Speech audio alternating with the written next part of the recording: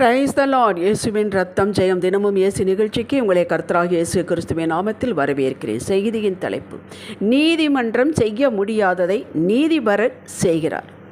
ஆதார வசனம் யோபு 37 அதிகாரம் 5வது வசனம். நாம் கிரகிக்கக்கூடாத பெரிய காரியங்களை அவர் செய்கிறார். பராக்கிரம கர்த்தரின் மக்களே, யாருக்கு செய்கிறார்? நமக்குத்தான். அவரை அண்டிக் கொண்டவர்கள், அவரை நோக்கி கூப்பிடுகிறவர்களுக்கும்.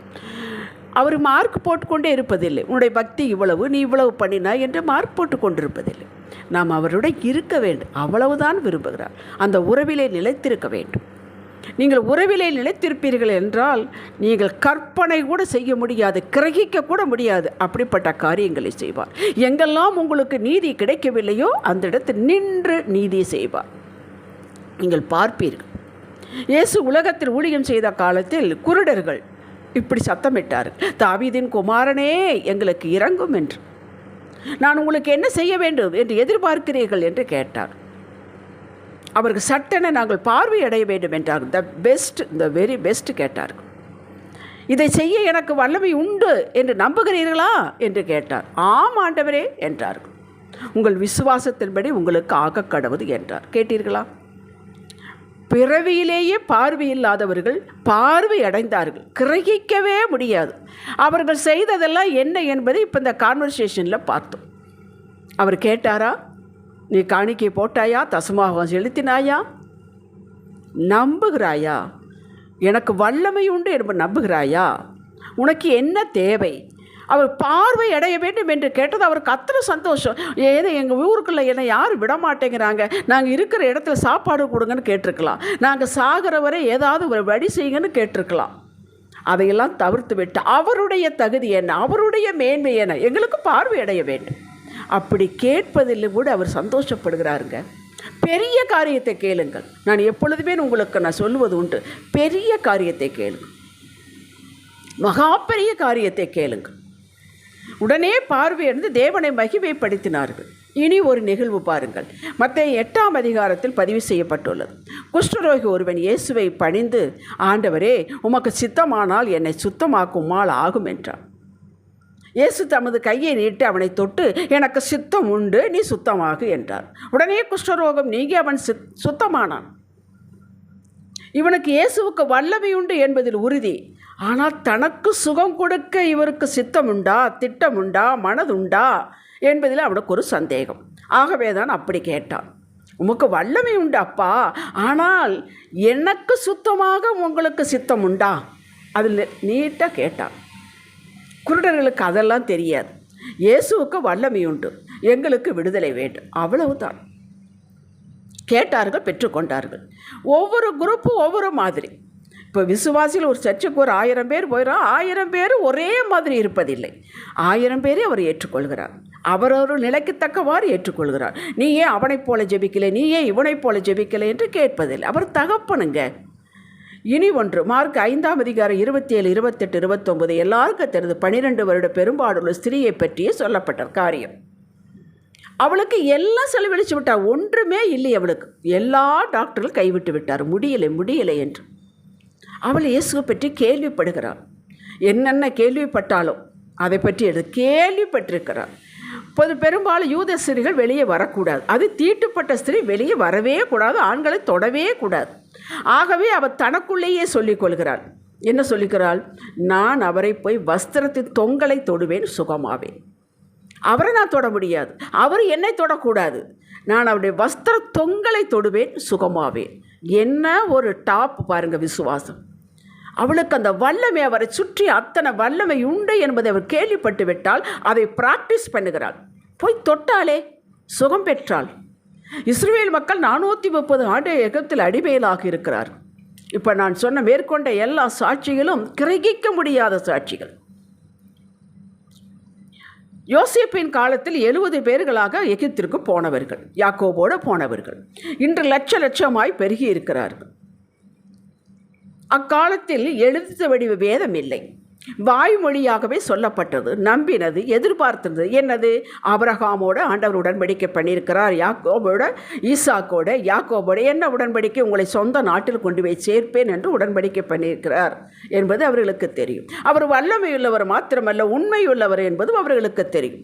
1000 தலைமுறை மட்டும் உடன்படிக்கை காக்கிற உண்மையுள்ள தகப்பன் என்பதை அவர்கள் அறிவார்கள். இதையெல்லாம் உபாகம் 7:9 எழுதப்பட்டுள்ளது. விடுவித்து தம் சொந்த தேசத்திற்கு கூட்டி செல்வார். இது மட்டும்தான் அவர்களுக்கு தெரியும். எப்போ வருவார், எப்படி விடுதலை கொடுப்பார், ஒன்றுமே தெரியாது. இது வம்சமாக பரம்பரைகளாக சொல்லப்பட்டு, வாய்மொழியாகவே சொல்லப்பட்டு அதையே நம்பிக்கொண்டிருந்தார். அவர்கள் நினையாத எதிர்பாராத நேரத்தில் மோசே ஆரோனை கொண்டு பிசைந்த மாவு புளிக்க முன்னே ஒரே இரவில் அத்தனை பேரை விடுவித்து எகிப்து விட்டு வெளியே கொண்டு வந்தார். அன்று அவர் நினைத்திருப்பார்களா? தினமும் சொல்கிற ஓட்டரக்காடு மாதிரித்தானே அந்த ஜெபத்தை சொல்லி கொண்டிருந்திருப்பார்கள். அன்று அவர்களுக்கு விடை கிரகிக்கவே முடியவில்லை. 430 ஆண்டுகள் அடிமை நுகம் கட்டுகள் ஒரு நொடி பொழுது தகர்க்கப்பட்டது. மக்களே, எத்தனை ஆண்டு பிரச்சனைகளோ உங்களுக்கு, நீங்கள் அது ஒரே ஜெபத்தை சொன்னாலும் பரவாயில்லை. ஆனால் இந்த ஜெபத்தை தான் சொல்கிற, ஒன்றுமே நடக்கலைன்னு மட்டும் நினைக்காதீர்கள். எந்த நேரத்தில் உங்களுக்கு விடுதலை கொடுத்து முற்றிலும் விடுதலையாகும். அது எவ்வளோ பெரிய பிரச்சனையாக இருந்தாலும் சரி, எத்தனை ஆண்டுகள் பிரச்சனையாக இருந்தாலும் சரி, பிரச்சனையை கொடுக்கிறவன் எப்பேற்பட்டவனாக இருந்தாலும் சரி, உங்களுக்கு ஒரு நொடி பொழுதில் தகர்க்கப்படும், முழு விடுதலை கிடைக்கும். அன்று இஸ்ரவேல் மக்களுக்கு மேகம், காற்று, ஜலம் இதை கர்த்தர் பயன்படுத்தினார். இந்த மூன்றையும் மனிதன் கையினால் பிடிக்க முடியாது, எதிரி பிடிக்க முடியாது. அப்படியே ஆண்டவர் உங்களுக்கு செய்வார். அதை நீங்கள் கிரகிக்க முடியாது. ஒருவர் விவரித்து சொன்னாலும் நீங்கள் நம்ப மாட்டீர்கள். யாத்திராகம் 14:28 பார்வோன் சேனை முழுவதையும் அழித்து போட்டார் கடலுக்குள். அப்படி உங்களுக்கு காரணம் இல்லாமல், முகாந்திரம் இல்லாமல் உங்களை பகைத்து கொண்டிருக்கிறவர்களே இனி அவர்கள் தலையே தூக்க முடியாத அளவுக்கு செய்ய போகிறார்.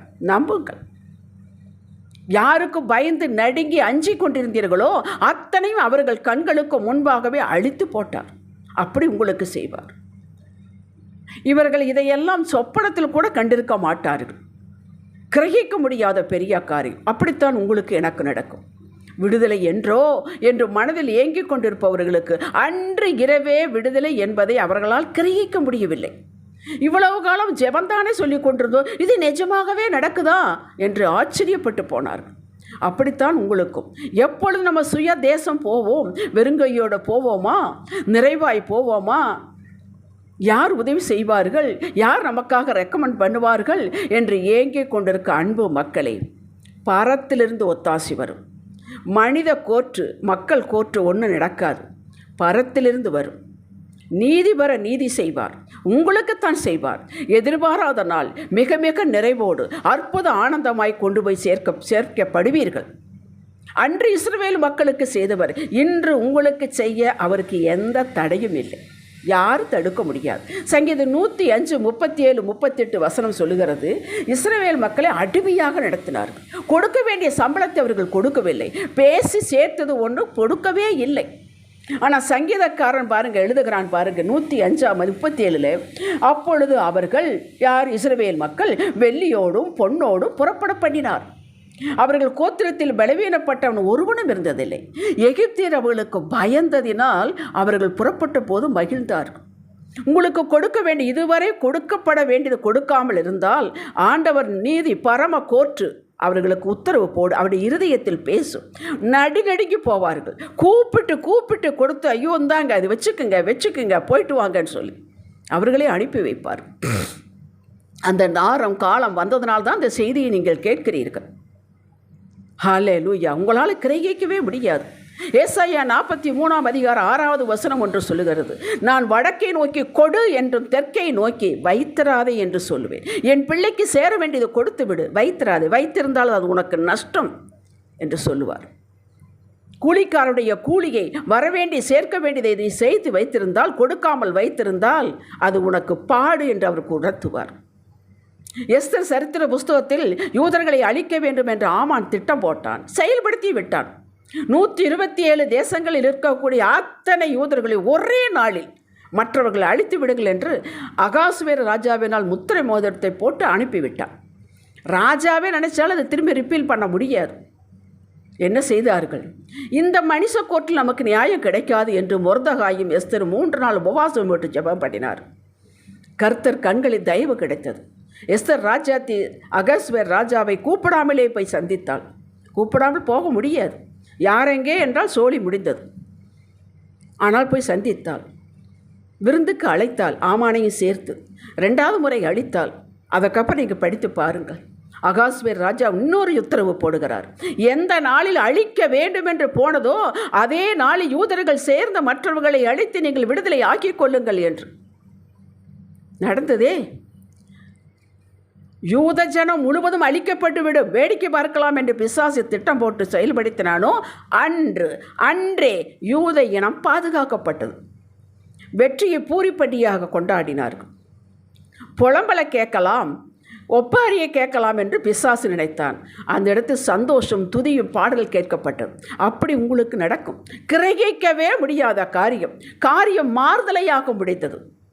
அழித்து விட வேண்டும், ஒன்றுமில்லை, முடித்து விட வேண்டும் என்ற இடத்தில் எழுப்பினார்கள். அன்பு மக்களே, இங்கே இனி வேலை இல்லை. இங்கே நீங்கள் வீடு கட்ட முடியாது.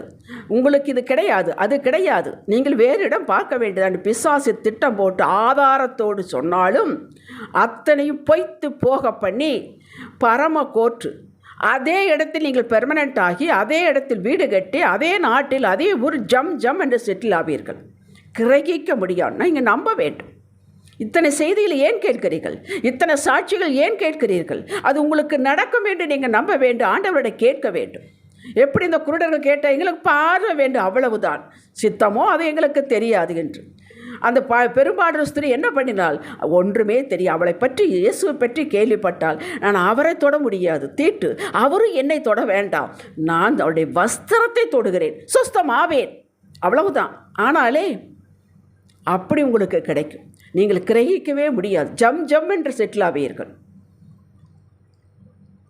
நம்புவதற்கு ஏதுமில்லை என்றாலும் நம்புங்கள். நாம் ஆராதிக்கும் தேவன் சர்வ வல்லமையுள்ளவர். இல்லாதவையில் இருக்கிறது போல இழைக்கிறவர். அவரை பற்றி நீங்கள் அறிந்ததெல்லாம் ஒன்றுமே இல்லைங்க. நாம் ஒன்றும் இல்லை. கடல் தண்ணீரை தீர்க்க முடியுமா? குடிச்சு தீர்க்க முடியுமா? கையில் எள்ளித்தான் பார்க்கிறோம், அவ்வளவுதான். யோசுவாவின் செல்கோட்டு பூமியின் சுழற்சியை நிறுத்தினவர். அவராலே கூடாத காரியம் ஒன்றுமே இல்லை. எரேமியா 32:27. இதை மட்டும் வைத்து நமக்கு வேறு எந்த பதில் அவர் சொல்வதில்லை. என்னால் கூடாத அதிசயமான காரியம் ஒன்று உண்டோ? அப்படித்தான் உங்களை கேட்குறார். இல்லையப்பா எனக்கு செய்யுங்க, அவ்வளோதான் நம்முடைய பதில். நீங்கள் விரும்புவது, ஆசைப்படுவது, ஏங்குவது அவருக்கு முன்பு அற்ப காரியம் ஒன்றுமே இல்லை. அவருக்கு எல்லாம் தெரியும். உங்கள் நினைவுகளையும் அறிவார், உங்கள் ஏக்கத்தை அறிவார், உங்கள் பெருமூச்சு அவர் அறிவார். எல்லாம் அவர் கணக்கில் வைத்திருக்கிறார். உங்கள் கண்ணீர் அவருடைய துருத்தியில் வைக்கப்பட்டிருக்கிறார். இது கிடைக்குமா, அது நடக்குமா என்று மனதில் ஏங்கிக் கொண்டிருக்க அன்பர்களே, எல்லாம் நடக்கும், எல்லாம் கிடைக்கும். அல்லேலூயா. ஜெபிக்கலாம். தகப்பனே, நீங்கள் ஒன்றுக்கும் கவலைப்படாமல் எல்லாவற்றையும் எனக்கு தெரியப்படுத்துங்கள் என்று தான் சொல்லியிருக்கிறேன். தெரியப்படுத்திவிட்டு எப்படி நடக்கும், எப்போது நடக்கும், யார் மூலம் நடக்கும் என்பதையெல்லாம் தள்ளி வைத்துவிட்டு ஏற்ற வேலை எல்லாம் நேர்த்தியாய் நடக்கும் என்பதை மாத்திரம் அறிக்கை செய்து அமெரிக்கையாய் உம்முடைய பாதம் பிடிப்போம். வேதத்துள்ள சாட்சிகளைப் போல கிரகிக்க முடியாத காரியங்கள் வாழ்வில் நடக்கும். மனித கோர்ட்டில் எங்களுக்கு நடக்காததெல்லாம் பரம கோர்ட்டு மூலமாக எங்களுக்கு நடக்கும். நீதி வர நீங்கள் நீதி செய்வீர் என்று அறிக்கை செய்கிறோம் இயேசுவே நாமத்தில் பிதாவே. இன்றைய சிந்தனைக்கு என்னுடைய வேலையெல்லாம் எனக்கு வேண்டியவைகள் யாவையும் அப்பாவிடம் சொல்வது மாத்திரமே, விசுவாசத்தோடு எதிர்பார்ப்பது மாத்திரமே. அவர் என்ன இன்றைக்கு செய்ய சொல்கிறாரோ அதை மாத்திரம் செய்து கொண்டு அமெரிக்கையாக இருப்பதே என்னுடைய கடமை. ஆமென். ஹல்லேலூயா.